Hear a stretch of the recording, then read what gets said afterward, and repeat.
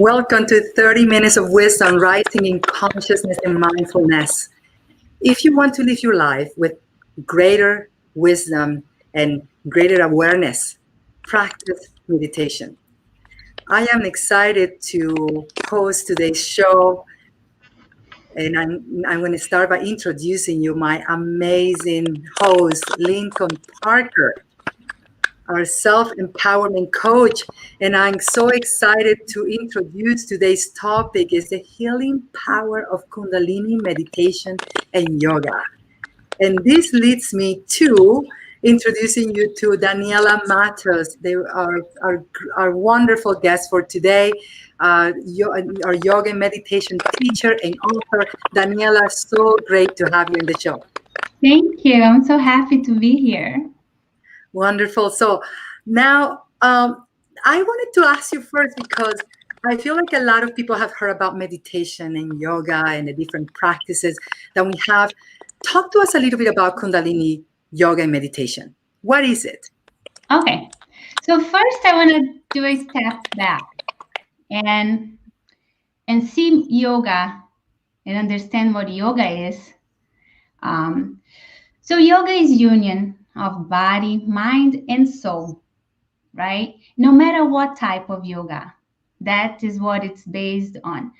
Part of the one of the limbs of yoga is concentration and meditation. So meditation is yoga, and yoga can be meditation too. So that's the first thing.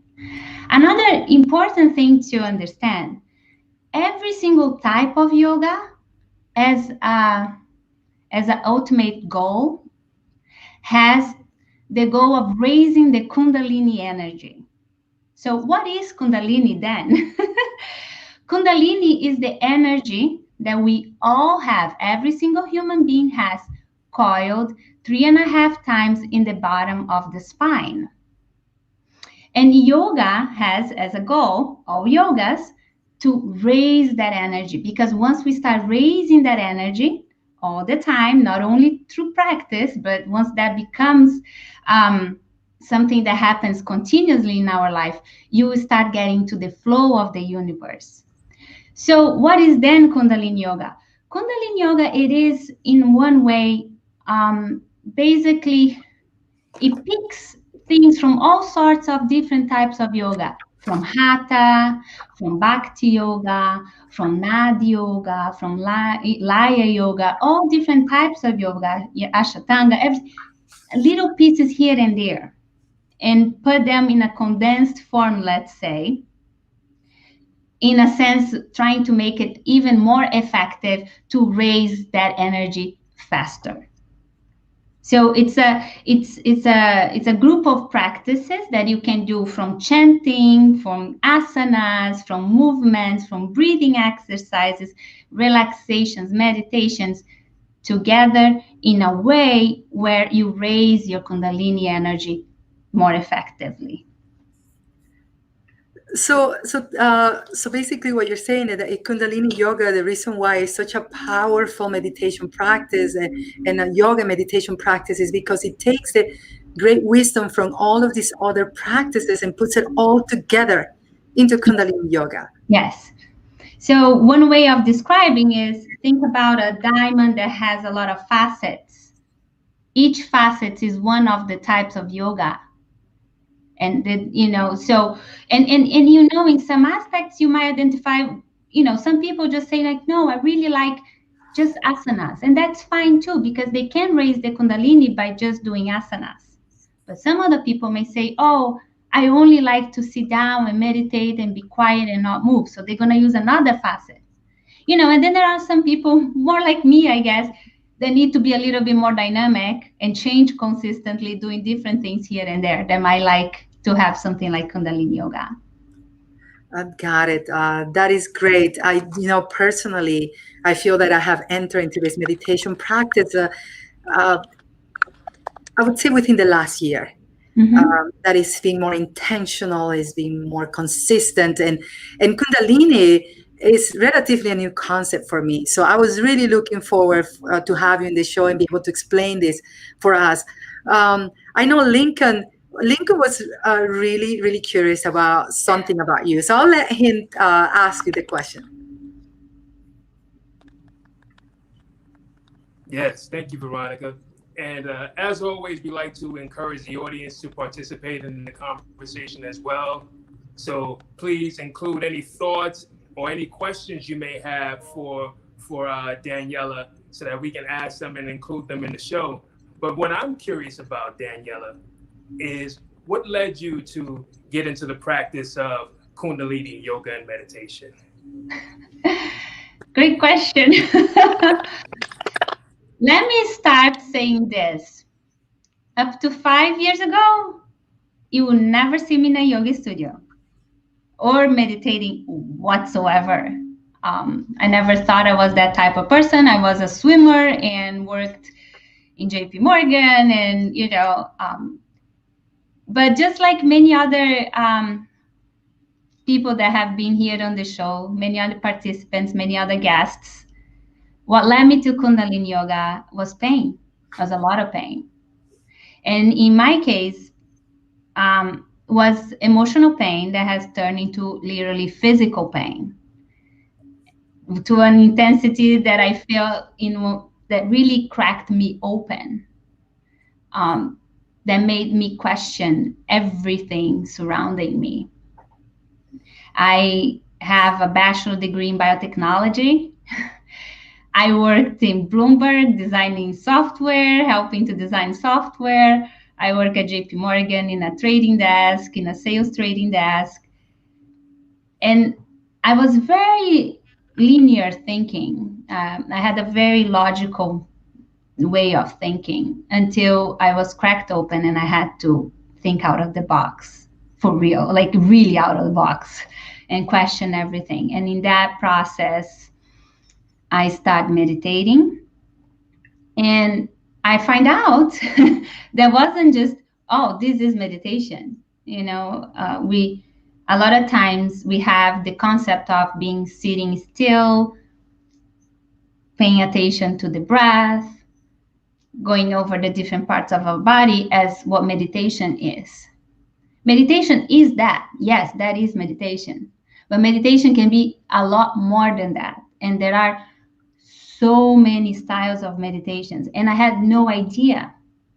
So when I started exploring, trying to overcome my pain, I was like, oh, there's all these options here. And I start investigating. As I said, I was cracked open and I was really willing to try something new. And I surrounded to, okay, I do not know what to do and I need help, right? And I knew at that moment that the help I needed wasn't necessarily another painkiller, right? Wasn't necessarily another physical therapy, exercise, or injection.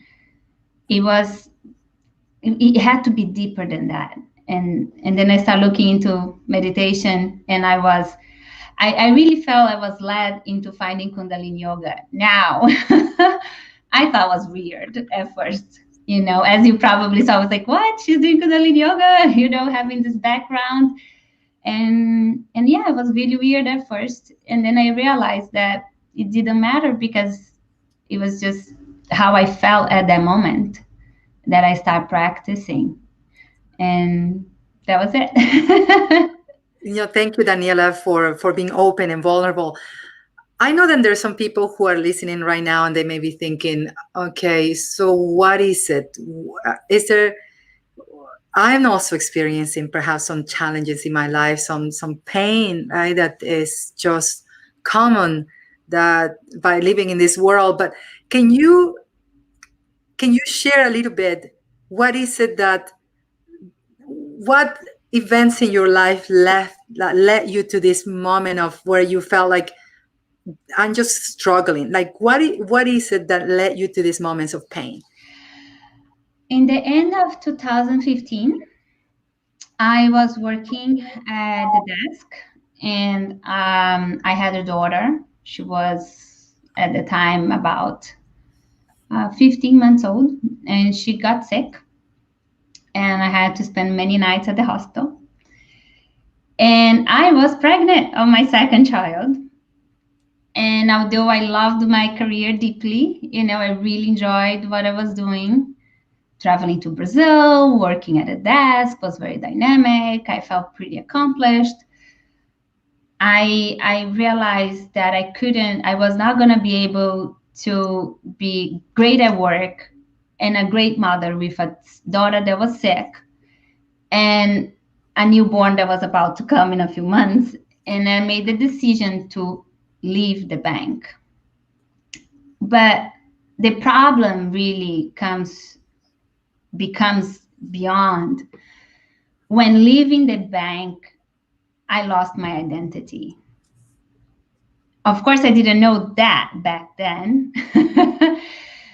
And that loss of identity, the anger that surfaced with the situation, although I was doing what I thought was right for my family, I had a lot of anger.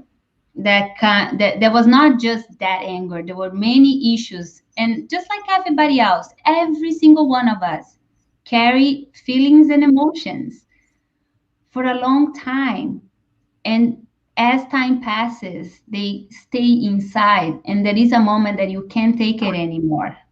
And on my journey, I had abandonment from my biological father that I had to deal with, that I think the pregnancy just made it even stronger because I was then becoming a mother again.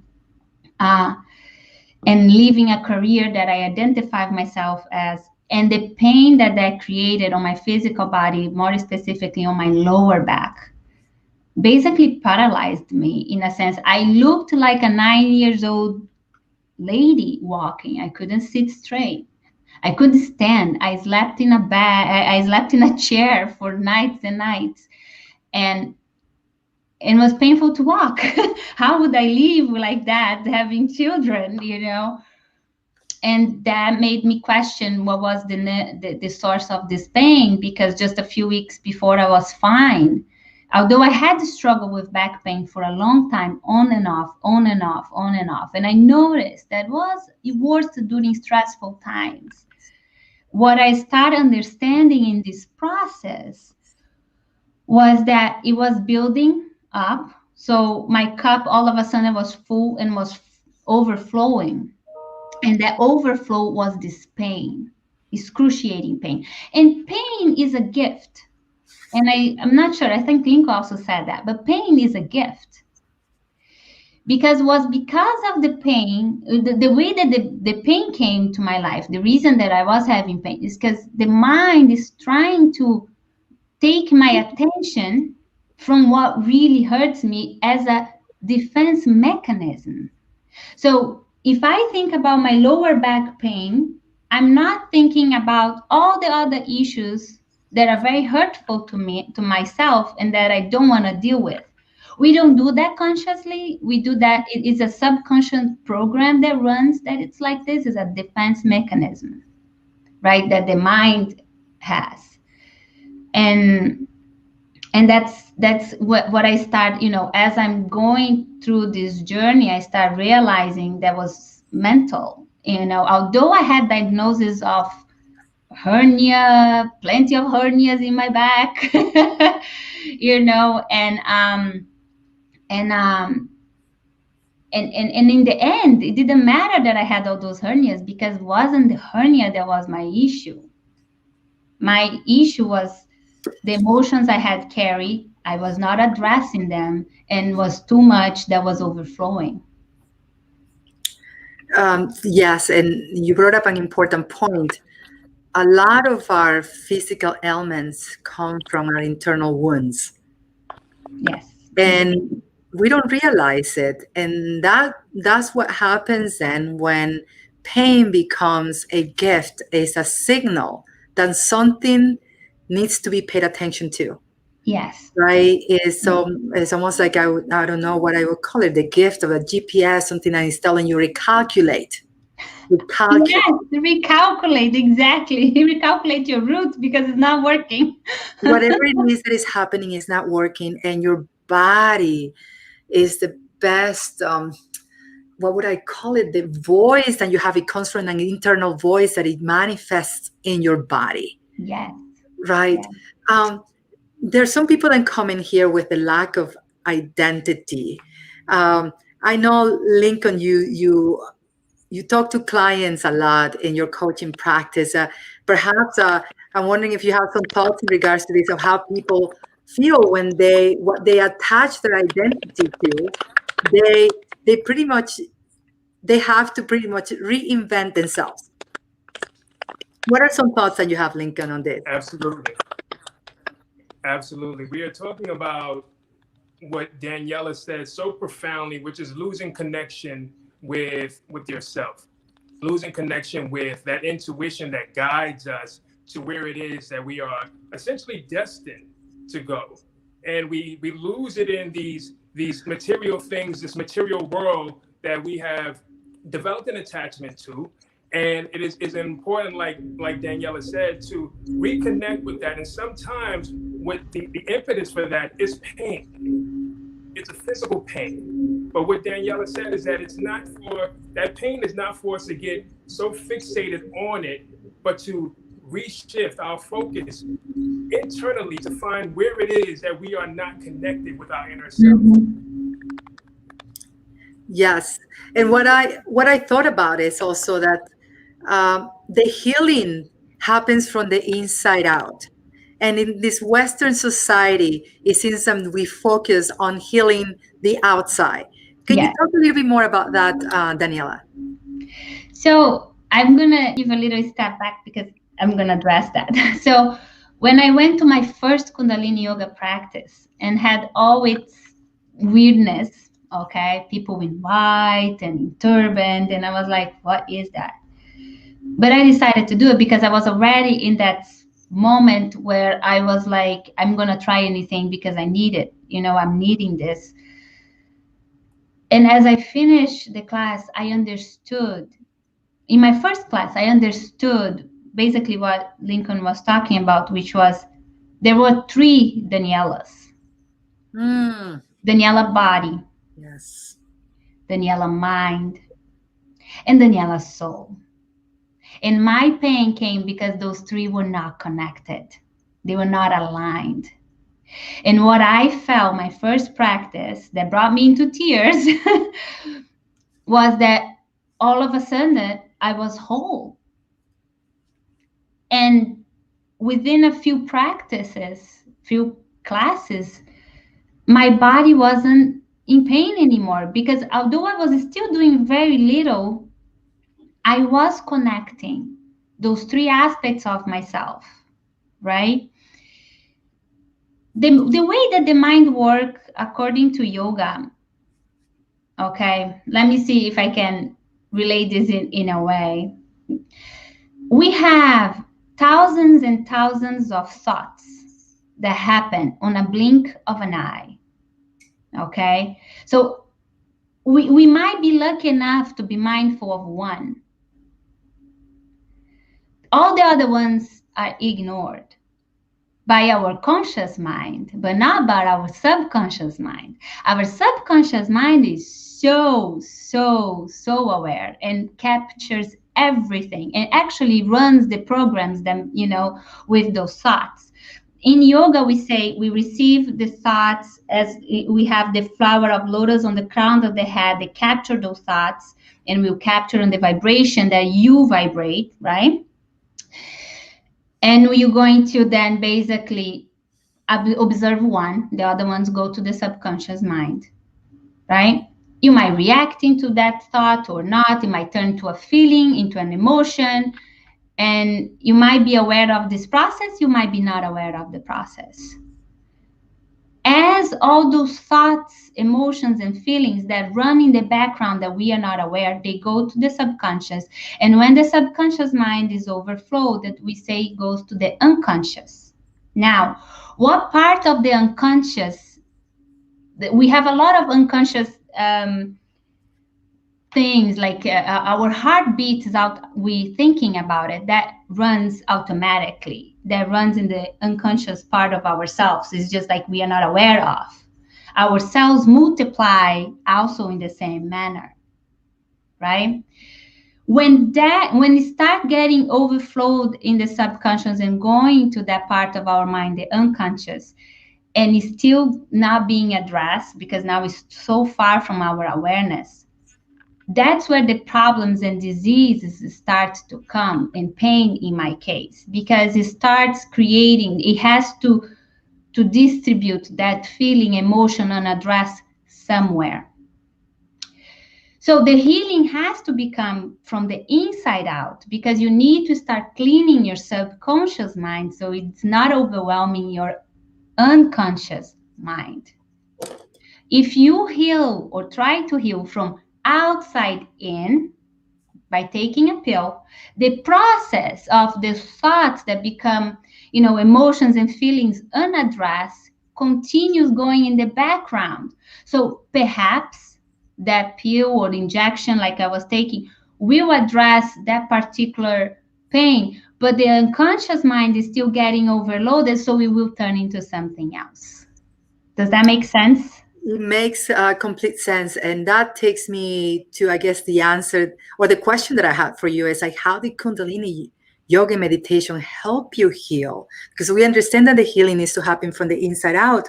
But you said it helped me clean the subconscious mind. Right. Right? So that I'm overwhelming the conscious mind. And therefore my my conscious mind is healed. Right. So the practice will clean your subconscious mind. So what happens is that you won't overload the unconscious, which is where it turns physical or materializes it. Excellent. Emotions and the feelings. Fantastic. Right? Yes, and that's it. And that's where healing happens for a lot of people.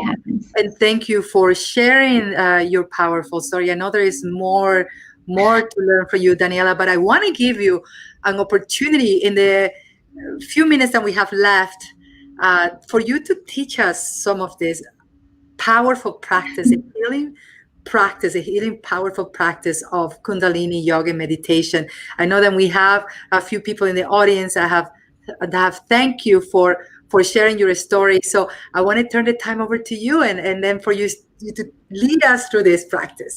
Sure. Okay. So we're gonna do we're gonna start with simple, because simple is also powerful, right? So we're gonna just, thank you. Bring in your hands to the center of your chest. Some pressure between both hands, okay? And the thumbs touch the sternum. Bringing the hands in this position, bringing balance to both hands, helps you to balance both hemispheres of your brain. Now we're going to close our eyes and we're going to focus on the point between our eyebrows. And I would like you to invite you to take 3 long, deep breaths. And make sure when you inhale that your belly becomes very large. We need to use the entire lung, very deep, okay? Shallow breath brings anxiety. So let's take 3 deep breaths. Inhale. Exhale. Let's tell our minds to take the passenger seats and let our soul guide us. Inhale again. Exhale.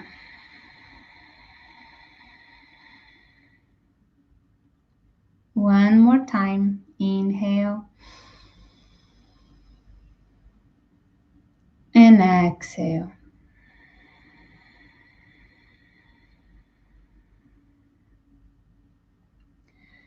Now, I'm going to share 2 very quick breathing exercises you can do, okay?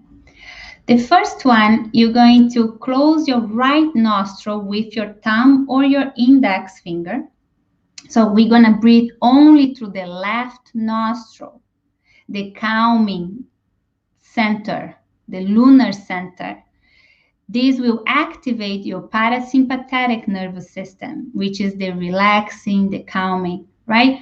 And most of us are always on the go. We are always with the sympathetic fight and flight system activated. So we close our eyes, focus on the point between our eyebrows, okay? And we're going to inhale deep and exhale completely all through the left nostril.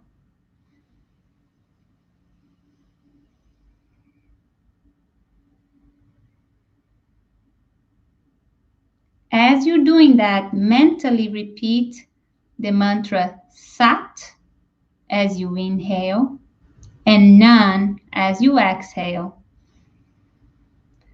Sat means true, Nan means identity. The identity, truth is your identity.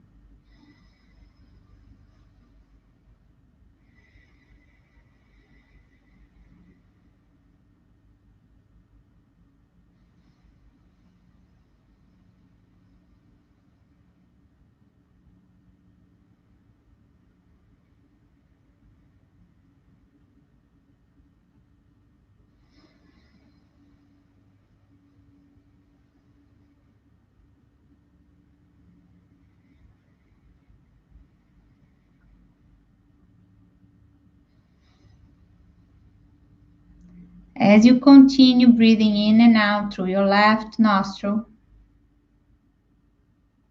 make sure you're breathing through your belly that expands in the inhale and contracts in the exhale.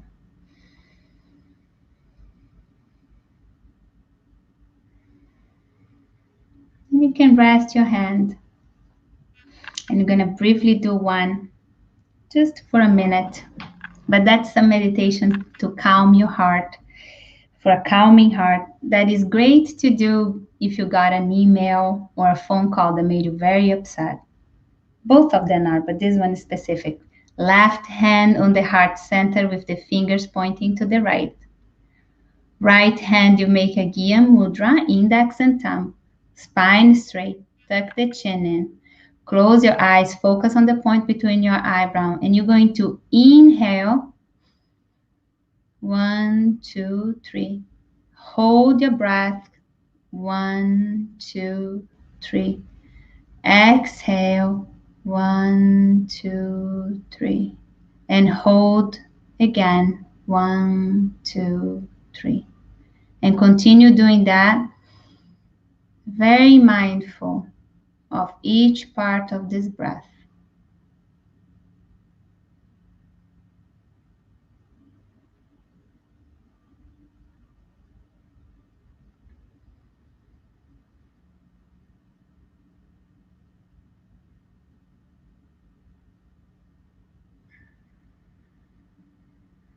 It's like a square.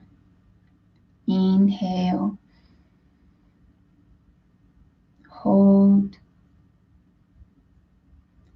Exhale. Hold.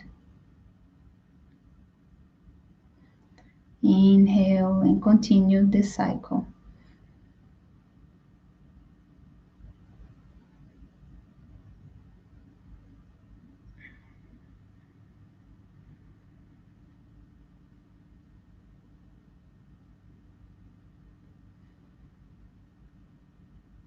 Now, to finish, do a deep inhale through the nose and exhale through the mouth very strong. Inhale.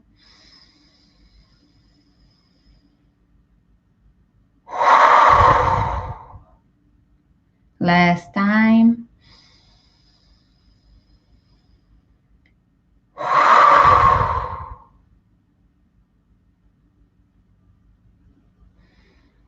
And you can open your eyes.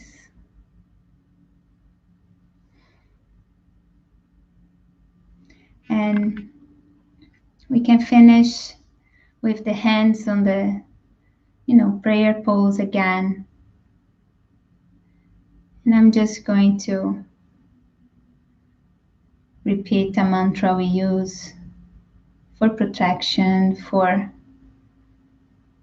healing. And you can just listen. Ad Gure Name, Shugat Gure Name, Sat Gure Name, Siri Gurudev Name. Ad Gure Name, Shugat Gure Name, Sat Gure Name, Siri Gurudev Name. Ad Gure Name, Shugat Gure Name, Sat Gure Name, Siri Gurudev Name. This mantra basically says we are one with creation, and the truth that is today is the truth of tomorrow, is the truth of the past, and is the truth because there is no time and space from the universe perspective. So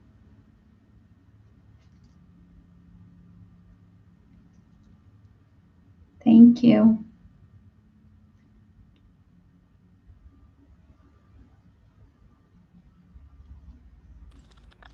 We can't hear you, We Veronica. can hear you.